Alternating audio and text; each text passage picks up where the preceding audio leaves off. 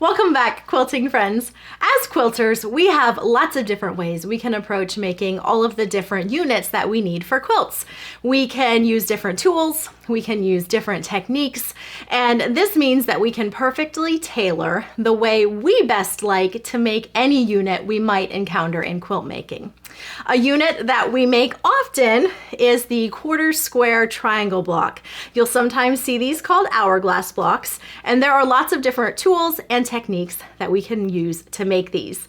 In today's video, I'm going to be sharing with you my favorite way to make these blocks. So stick around and see what that is.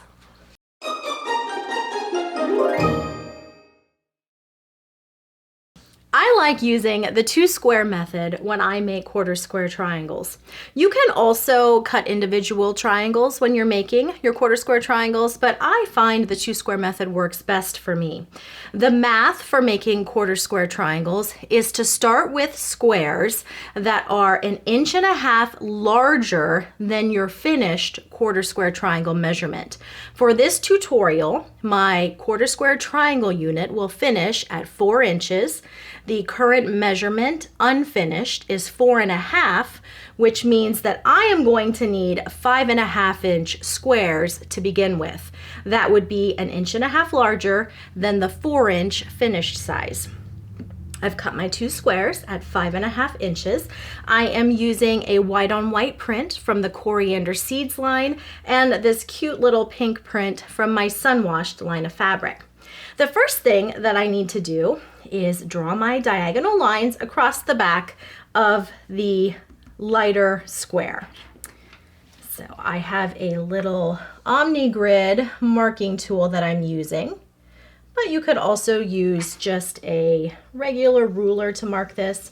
These lines are going to end up being 1/4 inch away from the center diagonal, just like so.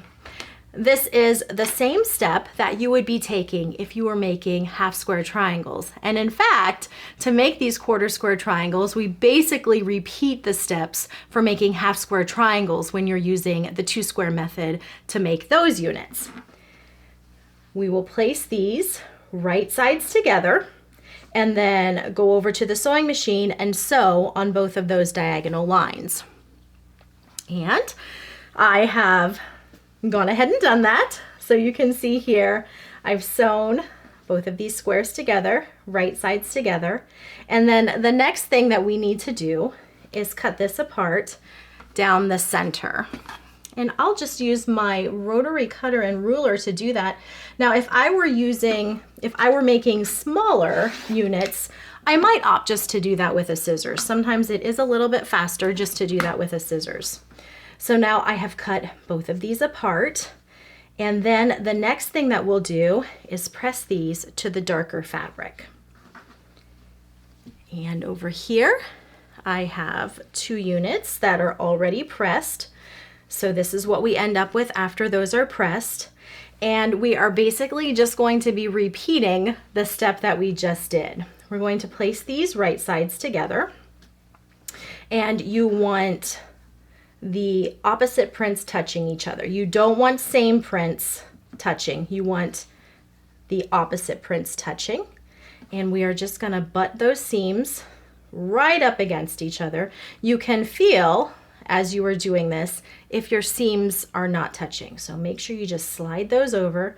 You want them touching, and you want them to line up as nicely as possible outside the perimeter. Now you might have a little bit of fabric. You can see just a little bit of white sticking out over here on this side. Just line them up as best as they will. And it doesn't have to be exactly perfect. And then after you have those lined up, you can mark these. Now you can mark one of these prior to matching everything up. That's probably what I would do, but now that I have them stacked nicely, I'm just going to go ahead and mark this here. Just exactly what you did before, 1/4 inch on either side. And then we'll take this over to the sewing machine. We'll sew on both of those lines. Slide this to the side because I have already done that. You can see here I have one that I marked and sewed on both of those lines. And we're just going to repeat that very first step. where we cut apart.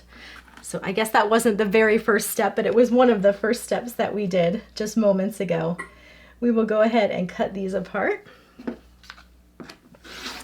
Just like that. After cutting these apart, the next thing that you need to do is press them.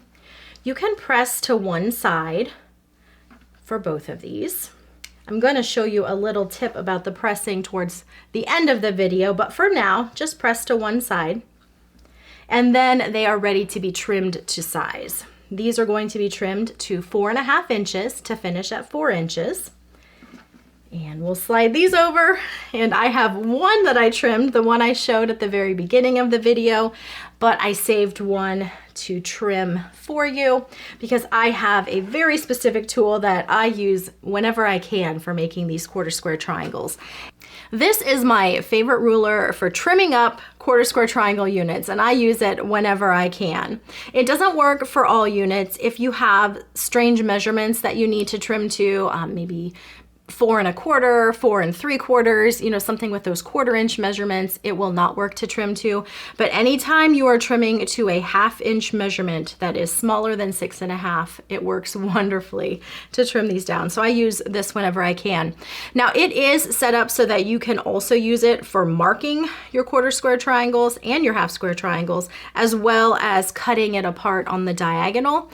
I pretty much only use it for this last part, trimming these units up. But it's nice to know that you have that option if you wanted to do all of the steps that I have showed so far. So for trimming, you will line up your diagonals with the diagonals of your block, and then we are trimming to 4.5. So I have 2 lines on either side here that are marked 4.5 that I will put my rotary cutter down into and just give it a trim. And that will trim off the 2 sides, the left and right sides. I'll just show you how that looks. And then you will pivot around and trim the other sides. Again at 4.5 here, 4.5 on this side. And that leaves you with an easy to trim quarter square triangle block. And that is my favorite way for making quarter square triangle blocks. Whenever I can, this is the technique you're going to find me using. If I can use that ruler, I am a happy girl because it just makes trimming these blocks up so nice. I'd love to hear your favorite method for making quarter square triangle blocks. I know a lot of you read down through the comments of the videos for extra tips and help, and I also know that not all quilters approach these things the same way. So you might be making them quite a bit differently, or maybe a little bit differently than how I shared in this video. So comment below, let us know your favorite way for making these blocks. If you have a favorite tool, be sure to let us know what that is, and we can all learn more from each other. Thanks so much for stopping by, and I'll catch you again next time.